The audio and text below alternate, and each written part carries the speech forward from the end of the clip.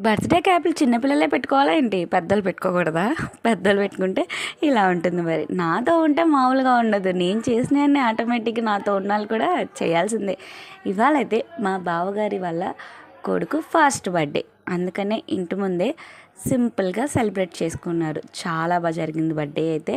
Deepavali, birthday 2 కలిపి జరిగినట్టు అనిపించింది నాకు. బాంబులు కూడా కాల్చారు.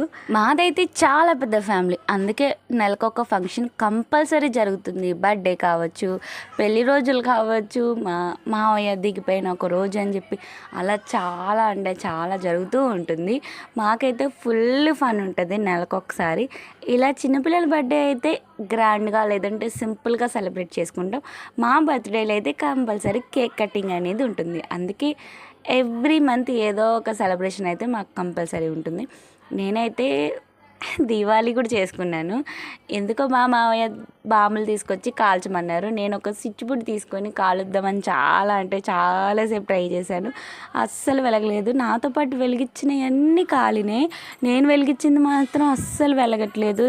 దాదాపు నేను ఒక అరగంట దాంతో కుస్తీ పట్టాను. ఇంకా నా వల్ల కాదనుకొని దాంట్లో ఒక పుల్ల వేసా. మొత్తానికైతే అది పొగొచ్చింది కానీ నిప్పు అయితే రాలేదు. తర్వాత తినడానికి అని చెప్పి పైకి వెళ్ళిపోయాము. ఐటమ్స్ ఏంటో మీరే చూసేయండి. వీడియోలో మా ఆయన ఎప్పుడు ఇక్కడే ఉంటాడు ఫంక్షన్లో. కాదు అలా కాదు, అదేం కాదు అని చెప్పింది కాదు. గోంగూర పచ్చడి, బగారా రైస్, సౌజీ గిన్నె నిండా అన్నం పెట్టుకుంది.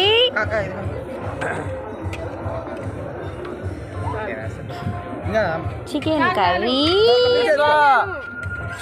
వేసుకో, నేను తింటాలేట వచ్చి ఒక ముద్ద అలా చెప్పు. సాంబార్,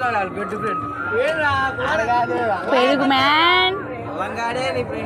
ఇదేం కూర? వంకాయ బంగాళదుంప. వంకాయ బంగాళదుంప. కెమెరామ్యాన్ నేనైతే సాయి పల్లవి లుక్ని రీక్రియేట్ చేశాను కదా ఈ ఫంక్షన్ కోసమే. మరి నెక్స్ట్ బ్లాగ్తో మళ్ళీ కలుద్దాం. అంతవరకు వెళ్ళే ముందు సబ్స్క్రైబ్ మై ఛానల్. బాయ్.